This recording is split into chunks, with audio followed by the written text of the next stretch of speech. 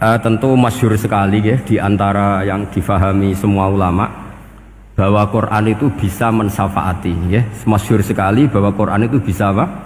Mensyafaati. Bahkan syafaatnya Quran itu bedanya dengan syafaatnya Nabi adalah syafaatul Quran ini menghalau atau menghadang orang biar gak sampai kena azab. Tapi kalau syafaatnya selain Quran itu yang sudah kena azab diambil dari azab itu. Nah, dalu niki kula kepengin matur teng jenengan sedanten karena niki lami sekali saya kaji bahwa malaikat, nggih malaikat sinten mawon itu juga kena konstitusi aturan fikih. Jadi kalau kita sebagai manusia wajib menghormati orang hafal Quran, enggak boleh nyadui wong hafal Quran, enggak boleh ngidoni wong hafal Quran, maka malaikat juga kena aturan yang sama. Karena dia, malaikat ini termasuk makhluk yang mukallaf, makhluk yang kena tatanan Allah Subhanahu wa taala.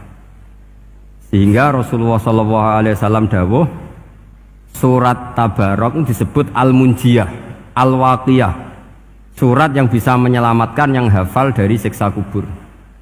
Pokoknya singkat cerita, ada orang itu fasik, mungkin ya layak disiksa. Pas sampai disiksa malaikat, surat Tabarok muncul menjelma sebagai seseorang. Kalau kamu menyiksa orang ini berarti nyiksa saya. Terus kata malaikat, anti min kalamillah, ya rujuknya memang perempuan karena surah itu dari muannas karena ada taknya. Anti min kalamillah, kamu ini termasuk kalamullah. Wa ana akrahu musa'ataki, tentu aku gak berani menyiksa kamu.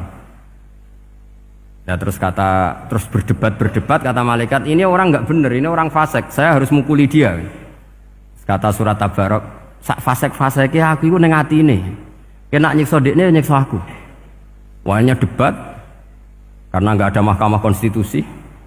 Terus walhasil terus malaikat bilang gini, ya sudah kita lapor kepada Allah Subhanahu wa taala.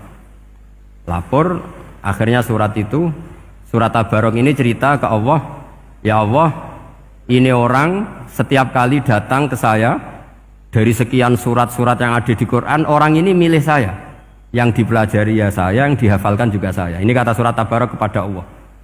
Jika orang ini hafal saya tidak ngefek ke dia untuk tidak disiksa, maka mendingan saya tidak termasuk kitabika, saya tidak termasuk Quran saja. Wong jadi Quran ora iso nyafaati. Terus kata Allah, lho kowe kok emosi kata Allah. Ya harus emosi dong Gusti. Masa sudah di Quran kok gak iso nyafaati sing apal. Terus kata Allah, wis pek aman. Makanya terus banyak orang ngapalkan surat Tabarok. Ya ini sekaligus ijazah nih. Untuk meradam kemarahan malaikat niku apal surat Tabarok. Syukur-syukur apal 114 surat. Oh niku malaikat sinten mawon pun kena ini. Cukup apal Tabarok. Sehingga adatnya orang-orang Jawa selain apal Yasin itu apal Tabarok. Nah saya itu lama sekali mempelajari bab ini. Ternyata di antara pokoknya itu satu, karena malaikat itu kena aturan fikih. Nggih imut nggih, malaikat itu juga kena aturan fikih. Jika orang hafal Quran itu haram disadui, kita haram menghinakan, maka malaikat juga kena aturan tidak boleh menghinakan orang yang hafal Quran. Dan alhamdulillah di banyak surahul hadis hafal Quran itu maknanya tidak harus hafal semuanya. Orang boleh hanya hafal Tabarok, boleh hanya hafal Waqiah. Itu kalau kamu hafal betul, surat ini juga bisa berdiri sendiri mensyafaati Anda. Kayak ini surat Tabarok, beliau matur kepada Allah Subhanahu wa taala. Redaksinya gini, inna fulanan amida ilayya min baini kitabika fata'allamani wa ta'alani. Jadi dari sekian surat yang ada di Quran, orang ini selalu milih saya ya Allah. Jadi gampangannya surat Tabarok, wong saya diprioritaskan orang ini kok saya dingin-dingin saja ketika mau jenengan siksa, ini enggak fair. Apa gunanya saya sebagai kalamullah, sebagai kalamuka ya Allah, kemudian enggak ngefek kepada orang ini. Akhirnya walhasil sama Allah surat Tabarok diberi hak syafaat. Makanya akhirnya semua ulama ijma yang bisa mensyafaati itu adalah satu Quran, dua Rasulullah SAW, ketiga orang-orang soleh dan seterusnya.